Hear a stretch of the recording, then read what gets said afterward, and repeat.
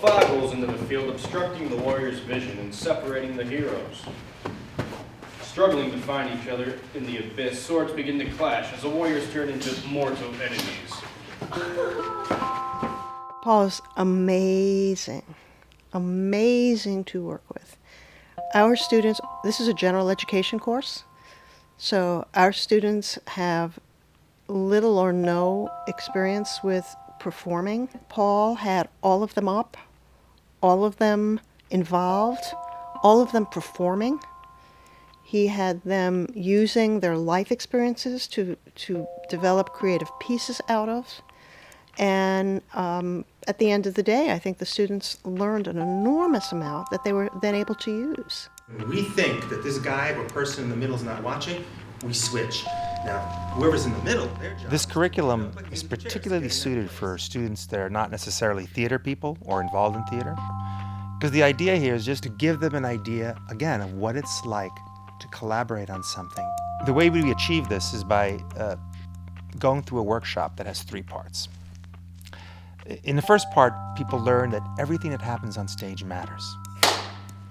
Yes, more body energy there. Excellent. Once we understand that, then we start practicing working together as a group. In the second part of the workshop, we share stories.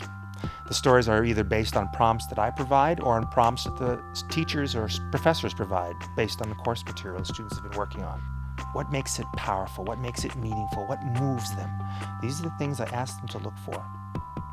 What's unique about the workshop is that everybody's going to interpret the stories in ensemble.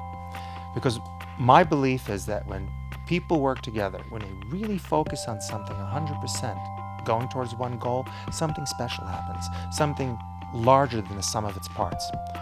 An analogy I can make is to a good sports team that's clicking, that's working together, and they're fighting to get to the finals or the pennant. There's that something special. That's what we are working towards. Brilliant. It's a brilliant routine. So we're kind of looking for that kind of stuff today, okay? And the final part of the workshop is the performance. People have now created scenes or little plays based on these authentic stories that they've shared out, and they perform it for one another.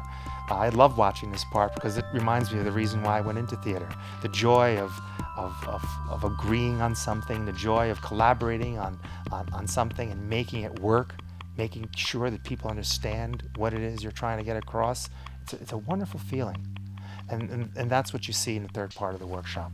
The story starts with these brave warriors having fought through thick and thin with each other on their noble quest for the holy orange juice springs. A fog rolls into the field, obstructing the warriors' vision and separating the heroes. Struggling to find each other in the abyss, swords begin to clash as the warriors turn into mortal enemies.